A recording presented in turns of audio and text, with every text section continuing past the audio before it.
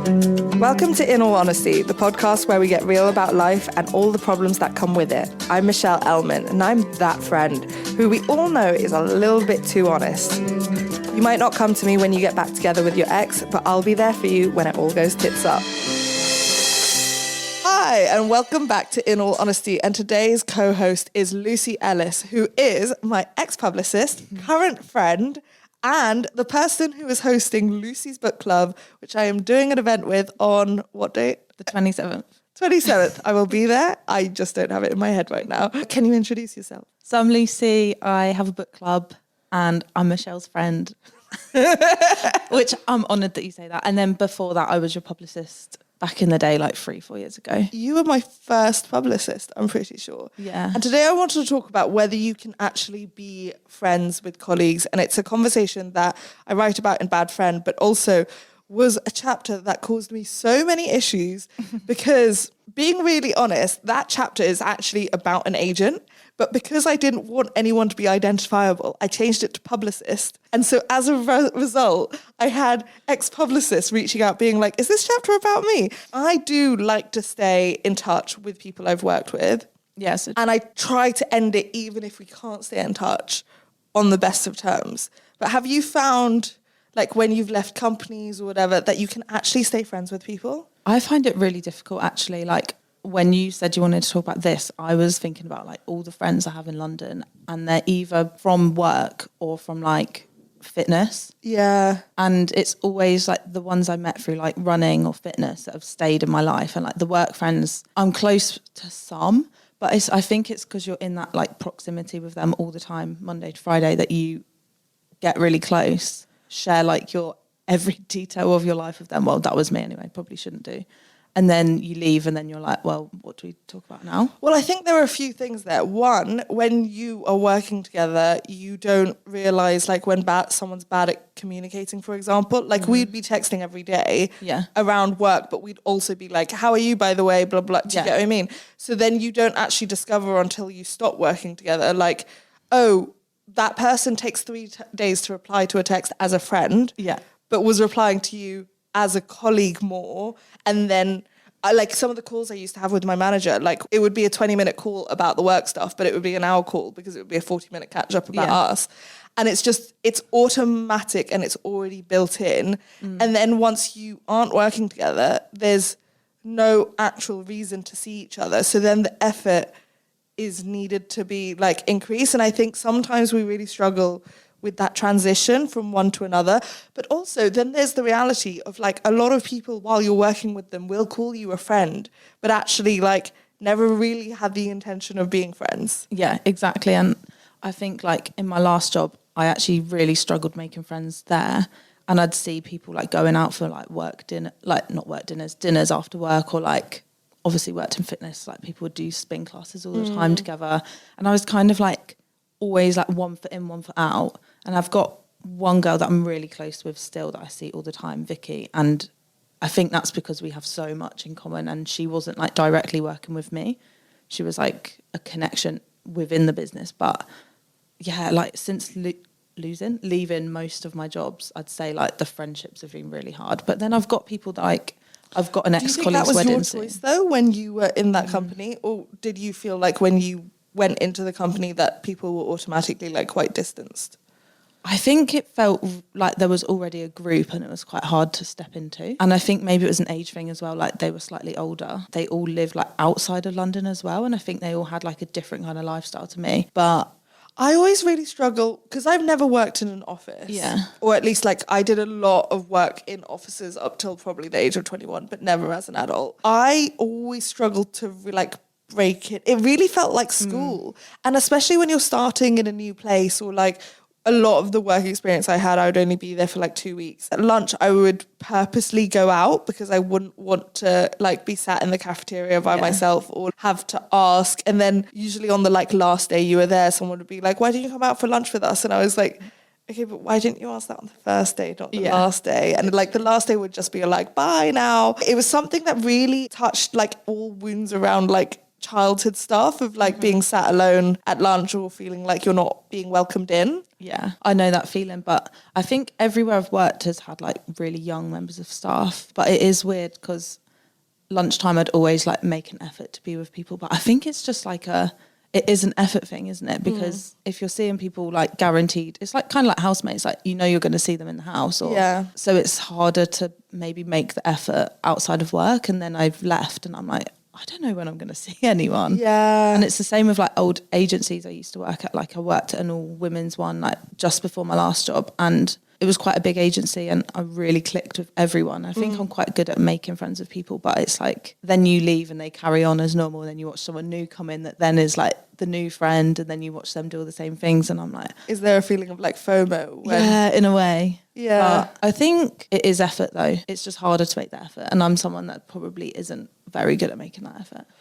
So when you say you're good at making friends, but you're not good at making the effort, so you're good at initiating the contact, but not actually following up or maintaining. Probably, yeah. I'm literally the opposite. Really? So once I'm in a conversation, I'm good. Yeah. But initiating, which is why like my go-to approach at lunchtimes was like, I'm just not going to even put myself in the area to get rejected. Yeah. I'm going out for lunch. I'm going to be, and then the perception of me is like she doesn't want to socialize. Yeah. When actually it's because I'm too scared to then like walk into the cafeteria, know I don't have anywhere to sit, and then have to walk out. Yeah. So then I'd rather just like, oh, I'm going out for lunch, like I'm all good, like don't worry about me. But then realistically, I was never long term at a place where I needed to bridge that gap. Yeah. And I think then when we talk about like lack of community, if you are working in a place where you don't have that colleague support, I mean, like I sort of get that more because I don't have colleagues really. Sometimes you just need a person to call to be like, how do I send this email? Yeah. Like, how do I phrase this?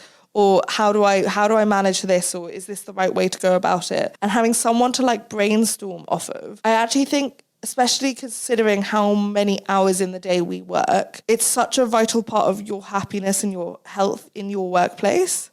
Yeah, I agree. And I think what my problem is I overshare so much. So I'll go into the office and like, I remember I'd go in and like no one would ever look up, and I'd be like, morning everyone, how's everyone's weekends? And you're just greeted with like and I'd be like, okay, cool.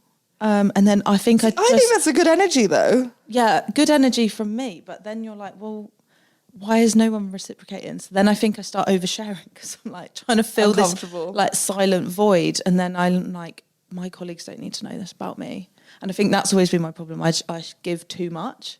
And then with like friends and colleagues especially, and then I think they're my friends, and then actually I have to remind myself like we're actually not friends, we are here. Has that ever been an issue with like bosses? Yeah. What, that they've not liked it? Yeah. Not liked it, but I think then it works in my to my disadvantage in a professional manner, because they probably know too much about my personal life, that then if there's an issue at work, like that's kind of used. That's what I've always not liked, is the fact that it happens in relationships as well. Like if you're saying like, oh, this friend's really annoying me, blah, blah, blah, and then you're talking to your partner about an issue you have, and they're like, oh, you're just annoyed about your friend. And I'm like, no, I am capable of separating things. I am actually just angry at you. And I have another thing that I'm annoyed about separately that has nothing to do with this conversation. But I think also one of the things that's hard with this colleague-friend thing is there are people who never had the intention of being friends, and the word is just so loose. And one of the things I talk about is like the word friend doesn't really have much of a definition. Yeah, because this is the thing. The number of times you use the word friend about someone you haven't seen, and like, oh, I went to school with her. Oh, a friend, like that was a friend I went to school with. And it's like, actually, you were never friends in school. And so as a result, there are feelings hurt when that distance is created. Yeah. And it's like, oh, it was just a work connection. It wasn't anything to do with...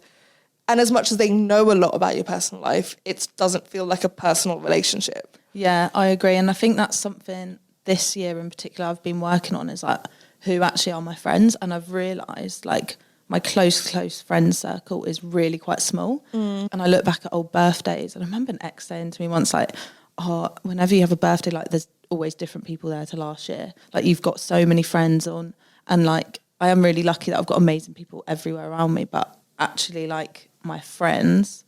So you have a tiering system. I have the same of like friends, good friends, and best friends. Yeah. And like the best friends very rarely change. Yeah. But all the friends and the good friends change a lot. Yeah. And I've noticed, like, I think birthdays are quite a good sort of thing to look at to indicate who like the work friends are, because I look back at like last year's birthday, it was very much like friends from a previous job that I'd recently left. The birthday before that were a lot of girls that I'd worked with in an agency. The one before that was the same. And I'm always like, oh, they're always like work friends that are at my things.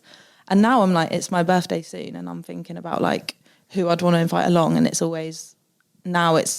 not really a lot of my old work friends. Around birthday stuff, for example, do you find that there's a jump around making that first invite after you've stopped becoming colleagues of like, it's a vulnerable thing to be like, oh no, I actually did want to be your friend. Yeah.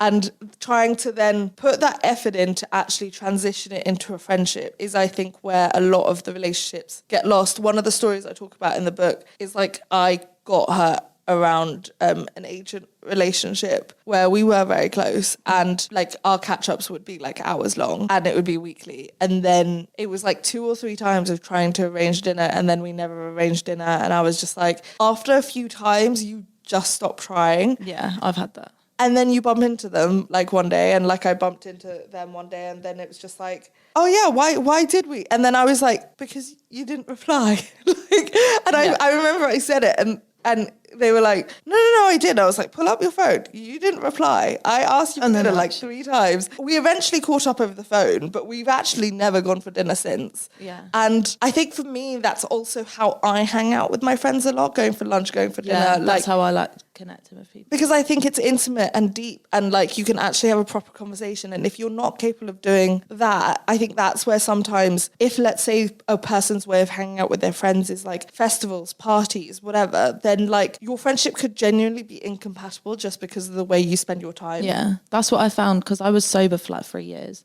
Don't really have a reason why. I just ended up being sober for 3 years and I just didn't want to drink. I did the same thing. Like accidentally sober. That's when I noticed a lot of my friendships changed, because I was like, well, I don't want to go out and do that. Maybe we aren't compatible, and they didn't want to do the things I want to do. And I think that's where I've noticed a big shift, like in my 20s, is actually, are we actually friends, or was it just because we were forced together 5 days a week? Having moved around in so many jobs, have you found any solutions around it? I think it is a trust thing. I think, who would I trust with this like problem, or who would I want to tell this like good news to? Like who would celebrate me and stuff like that. And I think there are there's a few from different jobs that I'm really close with. Like my very first job in London, like 5-6 years ago, one of the girls is getting married and I'm going to her wedding next month, which is really nice. But I'm finding it hard to find time to catch up with her before that, because it's like I'm not working at the minute like a conventional job. And even when I was, like, she's in the office on a Tuesday and a Wednesday, but the next 2-3 Tuesdays and Wednesdays I'm busy, and I would suggest maybe a Monday or a Thursday, but she's not in town and it would like doesn't make sense for her to be there. So then I find that hard, because like a lot of people commute into London in places I work. Having gone from like working in like 9-to-5 office jobs to then now you're going off on your own doing Lucy's book club and launching on your own, have you found everyone in your friendship group or the people in your life have been supportive? Yeah, literally every single person. That's incredible. Yeah. Like every single I can't think of a single person that was like, oh, what are you doing?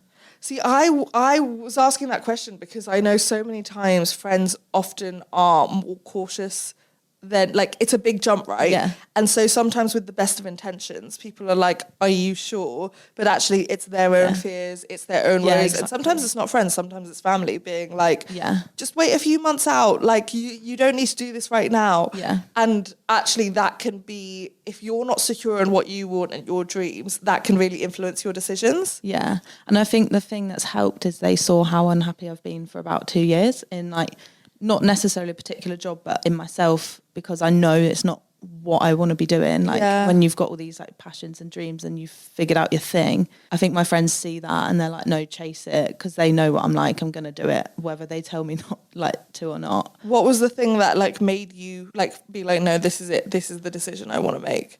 I think it was just a conversation I had at work made me think, this isn't for me. Yeah. And I think I just lost the passion, and I was just thinking so much about my own stuff, and I was like, oh, it's actually not fair for me to keep doing this, and like not on other people's time, obviously. It was always outside of work, but if my passion isn't here, I don't think it's fair for me to stay. And then just like conversations with my friends where everyone would be like, why aren't you just going for it? And I'd be like, right, so many people have told me to do it now. I just thought now's the right time. It's like a feeling that you just have to follow. Even before you left your job, what was the thing that made you start Lucy's Book Club? Because there are many people listening who would have similar dreams to you and are like thinking about it and still not taking action. Like practically, I think when I think about businesses or ventures like yours, I'm like, practically, how does it actually start? Like, was it a WhatsApp group? Was it like asking 3 friends to a coffee shop? Pretty much both. Like,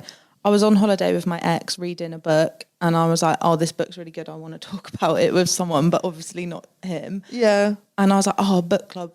I've always mentioned a book club because I've always loved reading. And then it was kind of like I was thinking about what I get up to outside of work, and like work at the time wasn't really satisfying me. And I was thinking like, I've got all these hobbies like fitness, running, all my friends are kind of in that space, which is lovely. Yeah. But I was like, there's so much more to me than that. And I love reading. And I was like, I want to meet other people that like it. So then one day when I got back from this holiday, I was like, I'd love to start a book club. I think I put it on like Threads or my story or something.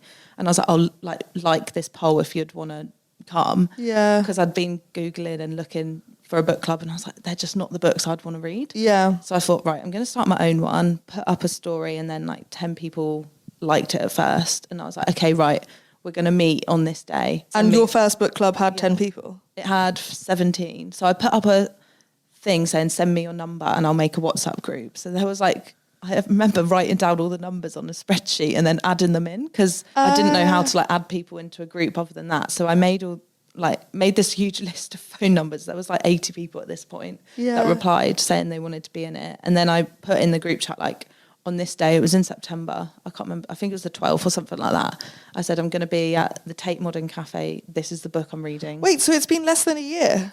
A year in September. A year? Yeah, a year and a half. And yeah, I just said, like, I'm going to be here on this day at this time. This is the book. And I wrote out some questions, and I just went and I dragged my housemate, and I was like, let's hope people come. And then there was like 15 people. About 10 of them were my friends that had kind of said, like, please come to this. And then there's this guy there that I had no idea how he found it, but he's been to every single one since. And then I think because I posted about it, people were like, oh, wow, this is such a nice idea. Like, I'll come to the next one. Let me know when it is. But so many people said that I was like, right, I'll keep posting in this WhatsApp group. And then on the 4th one, so this was January, 95 people came. And I was looking around like, oh, my God. Created something. Yeah, and I thought, right, I've got to keep doing this then if this is like how quickly it's growing. And I think I made the Instagram page in November just so I could like post book reviews and stuff. And I never really, like, the email is like Lucy's Book Club 123 or something. Like, I never thought it'd be an official thing. So I need to like work on that professional side of it. But yeah, that's how it started. I think it's a proof of the story of like, you don't wait until you're ready. Yeah, just do it. I remember when I trained as a life coach, we had a class of about 20 people, and I launched my website first. I had my first client, all of that out of the whole class. And I think I did it because I was very underestimated. I was the youngest person. I was 21 years old. Most people in the class were like 50s who were doing it as their second career. I remember I went for lunch with one of them 4 months in, and by that time he had not even launched his website, and he was like, it's just not ready. Like, I don't know what I want to do. By that point, I changed my website completely redone my website 4 different times. Wow. Because the moment you start working, you can then figure things out and actually like... Exactly. But he was so in the like, I'm not ready, that like, he just kept focusing on the website. And I was like, but I've already changed, like... I made a decision on my website. It wasn't the right decision. I changed it again. I changed. My first website had like one of those like rocks on top of each other, like meditation vibe. Yeah. And then I was like, I don't want to do this. And then I decided I want to be a body confidence coach. So I wanted to specify on body confidence. And like, I changed it so many times, but only because I learned practically from what I was already doing. Yeah, exactly. And I think a lot of the things you were talking about, like reverse engineering what you are interested in, is probably the way to start. So if I remember our days back in, what year would it have been? It would have been, so it was The Joy of Being Selfish, wasn't it? Yeah. Yeah. Because at first you were Scarred Not Scared on Instagram when I first worked with you, So I started working with Lucy on The Joy of Being Selfish. I think it was the paperback, so that would have been 2021. Just after COVID that I started. And back then you said to me, my favourite clients are people who write books. Yeah. And so if you are in a job where you're not satisfied, pay attention to the things that light you up. Because when I wasn't happy as a life coach, the thing that I paid attention to was I really liked writing my blog for my website. Yeah. And like it was I didn't need a blog on my website, but I just wanted one. And I liked writing the captions on Instagram. Yeah. And so I paid attention to that. And that's how I ended up writing books. But I think a lot of the time we look at it too big picture when actually like all the dots join up. Even though you were doing PR, it was like your passion was in there.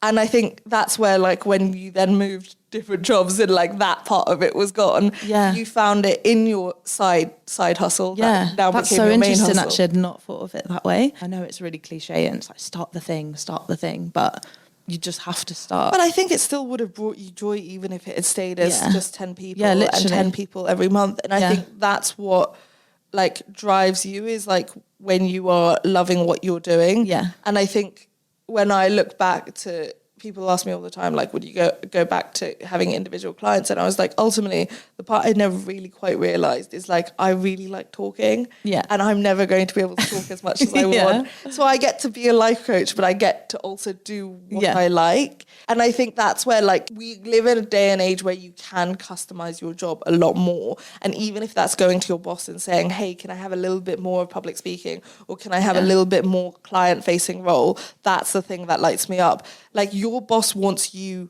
to be satisfied in the job role too. It benefits them. Exactly. And people tend to be more productive and efficient when they're doing something they enjoy. And so I think that's where if you can't change your job, you can shift small parts of it to make sure you are doing more of what you like and less of what you don't. When I did that, my first ever interview for book club was with Ali Abdal, and one of the things he said to me was, and he talks about it in his book, is like try and make every day fun, because I was trying to relate it to people who are at work, and I was like, how can someone apply that if they're in a really boring office job? And he was like, well, I just put on this playlist that brings me so much joy, so that when I'm doing a really mundane task, like, at least I've got that. And I would always remember that, like if there's something I didn't like, I'd be like, right, try and make a bit of this. Have you ever done it with like the microwave? I do it with the microwave. No. So if I'm like, I was heating up food this morning, but I need the dishwasher empty. So I pretend like it's a race against myself. So I turn it into a game. But it means it's the only way I get it done. Yeah. It's like I ordered food 2 days ago. I've been doing like 5 annotated copies of like Bad Friend, and it's been like the bane of my life. It's taken like 3 weeks. And so I ordered food and was like, I need to get to the end of the book by the time the food arrives. I'm like that. And I was on the last sentence as like, I was like highlighting the last sentence, and I was like, oh my God, I did it. But like, I do that all the time, turn everything into a game. Yeah. And that's how I got through like my last few jobs, is like trying to find little bits of fun in it. When you were at jobs that weren't making you happy, was there a lot of just like hanging on, or like, because you probably stayed 6 months where you weren't happy. Yeah. What advice would you give to someone who was in that position of just like waking up and just trying to get through the day, and like how draining that is? I think if you've got something, you know, you're working towards, like let that be your end goal. Like I was never really unhappy in the job. I was more unhappy in myself because I wasn't like chasing my purpose. And I think I've always done jobs where I'm like building up other people's dreams, which is really satisfying. But it gets to a point where you're like, actually, like I've got this idea in my head that if I don't follow it now, like what if someone else comes to do it? You know, there's a cliche quote about that, which is like, if you don't build your own dreams, you'll help build someone else's. Yeah, exactly. And I was like, right, now's my time to just do it. And I think obviously like you have to be sensible. I live in central London. Like, not everyone can just quit their job that they're not happy in. There's a lot of messaging on social media of just this is quit. what I hate, and it's not realistic. And that's why I want to talk about this part where like you did have to just like grin and bear it for like 6 months, where you knew the end goal, but at the same time it's irresponsible to keep, and a lot of the people on TikTok saying it are saying it from a very privileged standpoint. And actually I think especially someone like myself who's largely working in creative industries, the honest truth that no one will tell you is that 90% of people who work in creative industries are coming from huge financial privilege and a massive safety net, which is largely their parents to fall back on. Exactly. Because that's the only way, because like, especially with like creative industries, the payment terms are usually like 90 days. Yeah. So it's not even like if you're making enough money, you can survive. You can be making enough money. And I have friends who are influencers who are like, I am owed over £20,000 right now. Mental. And it's just not in my account. Yeah. Like I am struggling to pay rent because companies are not paying me on time. It's so bad. It's so bad. And like, that's a big fear of mine. But I managed to somehow save up enough to just get me through the next few months. And I think I have so many friends, and they're fucking amazing, who are creators. And they were like, just quit, just do this. And I was like, I've got a grand a month pay in rent. Like, I can't be like, Mum. Yeah. Like, they can't afford that. But I think that was a tricky thing. It's not that I was like grin and bearing it for 6 months, because I did put my absolute all in where I could. But I knew deep down, like, oh, I really just want to follow my own dreams. But I think that's, a lot of businesses are really supportive of that, actually. And like, my old colleagues have been like really big cheerleaders of mine, which was really nice. And they were always like, go and just do this thing. Like, you clearly love it. It's clearly going well. And like, I do want to get another job at some point, because I really enjoy working. It's not realistic to everyone to just quit their job. And I hate that narrative of like, just quit and like, it'll all work out, because I actually, realistically. Well, I think a lot of the conversation is around like fear, like don't let your fear dictate it, but some of your fear is legitimate, because like the reason why you're worrying about paying your bills is because you literally have no income suddenly.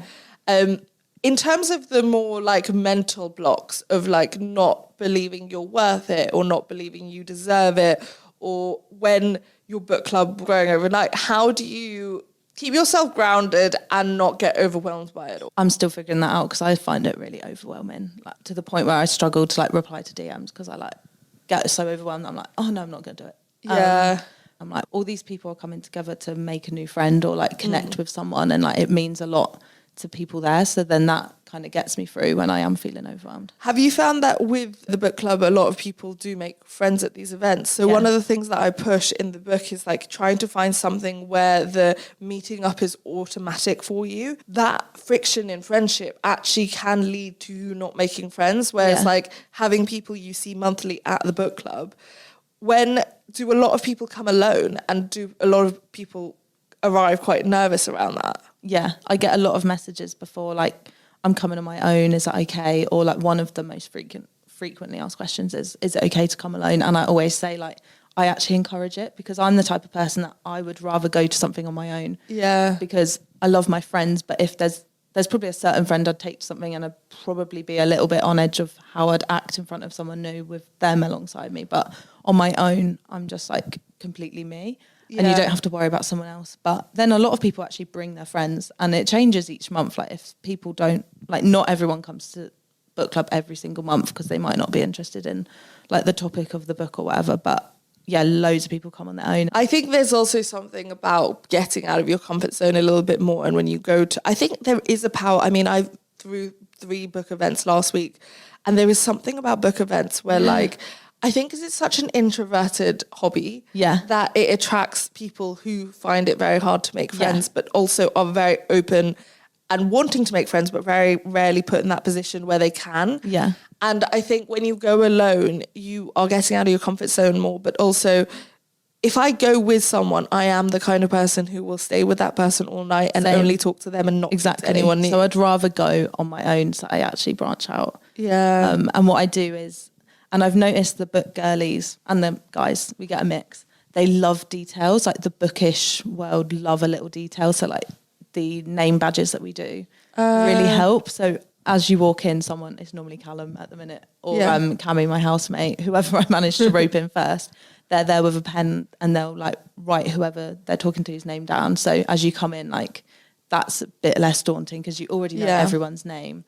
And it seems silly at first and people always laugh, but I'm like, no, it makes such a big difference. So one of the things I'm trying to unpick is like the fact that people ask me, how do you make friends all the time? But actually it's such a long process. So if you separate it into bits and pieces, it's like meeting people versus following up versus maintaining friendships versus initiating conversations versus like actually telling your friends that you're looking for more friends and actually overcoming that shame around like the loneliness. Having a name badge is something really simple that would take a lot of pressure off, but also like something that like all my friends is like, I don't use names as a result. Yeah. So because I'm so worried about getting it wrong, and because I'm so bad with faces, I never say nice to meet you. Like, so when I leave places, I'm like, this was great, wonderful, like lovely to see you. I will never say nice to meet you because the chances are I've already met you before and I can't remember. I have that all the time. I'll be like, oh, nice to meet you. And they're like, met you before. And I'm like, oh my God, I'm so sorry. But I think these are like practical things that are helpful to people, because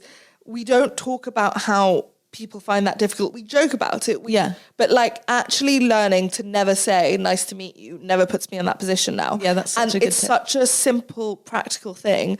But also same with names. I don't use names because it breaks rapport more to say someone's name wrong than to just not say their name. Yeah, exactly. And like, even though there are all these like communication books that say using someone's name strengthens the bond, blah, blah, blah. I think How to Win Friends and Influence People says it, that you should use someone's name and use it often.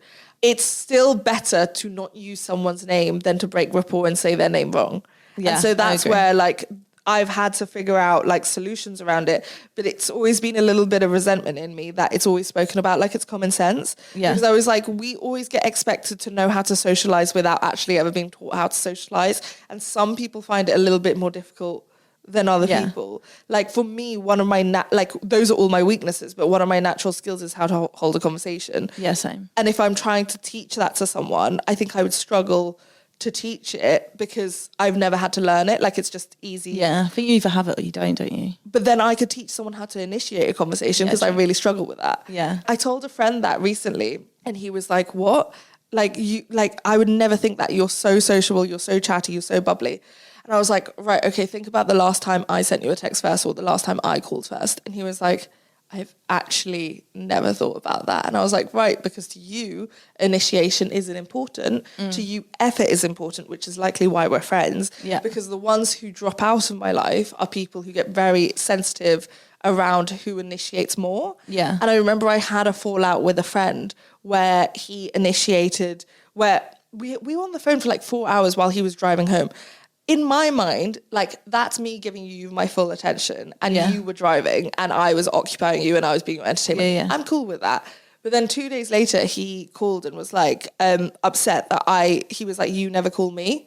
And I was like, but that's so funny because if I wanted to like nitpick, you weren't even giving me your full attention. You were in a car bored and driving home and it was a 4-hour journey. And I was sat on my sofa giving you my full attention.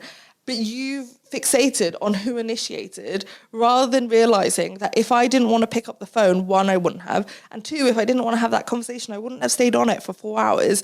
But if you focus in on the way that you want people to show you love, you are missing out on how they show love. And I think we talk a lot about that in romantic relationships, but never in friendship. Yeah, I agree. I think I'm quite lucky because my closest circle of friends, we all like communicate in a really similar way. Like if I think about the girls that I talk to or text the most, like I'd never think, oh, I text them like last, so I'm not going to text them first. Like we just know we're comfortable enough to like bounce off each other all the time. But I have had friendships when I was younger that was like, oh, I always ask you for plans, you never ask me. But it's like, you always invite me, that kind of thing. You like, no, that's interesting. I think there's a lot of tit for tat and a lot of counting around it. And I think once you've got to that point in friendship, it usually means the friendship is already strained. Yeah, I agree. And I think I use an analogy of like your friendship being a bank account, and I don't mean it in a transactional way because the reality is when you have enough money in your bank account, you're not checking it. Yeah. Whereas it's only when the money's running low, you're checking it all the time of like, how much have you done? How much have I done? Yeah.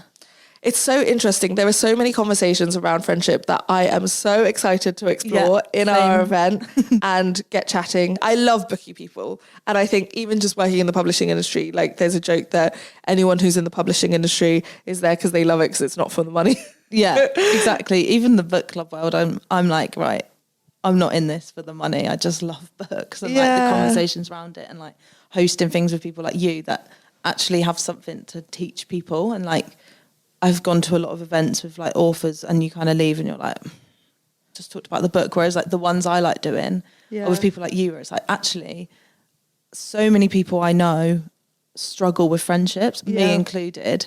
And that's since like being friends with you really and learning about boundaries and learning about friendship on a deeper level, have I like really started reflecting on what I'm like as a friend or what I need to do more of, and like checking in with the right people and maybe letting go of some people. And I think so many people will come to that event and think, actually, this is so helpful. Since reading the book, have you changed how you do friendship at all? I'd say this year I've changed how I do friendship. And I was talking to one of my mates the other day who is going through something I was going through last year, where he was like very much known for like what he does rather than who he is. And that's something I struggled with last year. And I was like, there's too many people in my life. Yeah. All lovely, amazing people, but they're people that would phone me because they need something from me, or they need a favour, or they need, oh, can you introduce me to that person? And I've realised, like, after about 2 years of that, that's actually not friendship. No. And I think, tit for tat again. And now I'm really, really intentional with my friends. And it's something I've become more aware of now. I'm in a new relationship as well. Like, I'm making sure I put effort in with the people that I really, really care about. I love that. Yeah. Also because the stats show that if you get into a romantic relationship, you lose 2 of your closest friends. So when I got into a relationship, I was the same way of like, you have to be very intentional about like, I'm not going to be the friend that disappears when I get into a relationship. One of my pet peeves at the moment is people cancelling. Same. Thank you so much for coming on the podcast. Thank you. We end every episode with something we are working on. So it can be personal development or anything that you might not have all the answers around it even. Like just something you're trying to figure out. What is going on in your life that you're working on? Oh my God, everything. I'm just trying to work out how I can make this like book club world something that supports my lifestyle and I can actually put all my time and energy into it. So if anyone has any tips, let me know. That's what you're working on. The thing I'm working on at the moment is speaking of cancelling, I am not a person who does not cancel, and I've cancelled a number of things this week because I just realised when you get to the point where you know you're not contributing to a room, I'm like, why am I even going? That's so and fair. I am at the level of tiredness where I think I always, after an event, schedule in about 3 days to be a little bit calmer because there is an adrenaline crash that happens. I'm cool with Q&As, but if I do anything that's like keynote or like anything that requires a lot of preparation, there's always an adrenaline crash and a cortisol crash that comes after. And I think because I had so many back-to-back things, I've kind of like extended the crash. So I need to crash. I need to just let myself slow down. And I am having no guilt around the cancelling because I think when you're a reliable person, the rare time you do cancel, you're forgiven a lot easier because people know that you are only cancelling because it really is a last resort. And so if you're going to do it, you might as well not feel any guilt about it because then I might as well go and then not feel guilty. So that is what I'm currently working on at the moment, and I'll keep you updated on how that's going. If you cancelled on this today, I'd know that you really needed to. Yeah, but I also wasn't going to because I was really excited to speak to you about it, and I'm also not going to cancel on Lucy's Book Club on the 27th. 27th, right? Yeah. Thank you so much for listening, and we'll be back next Tuesday for a brand new episode. Bye.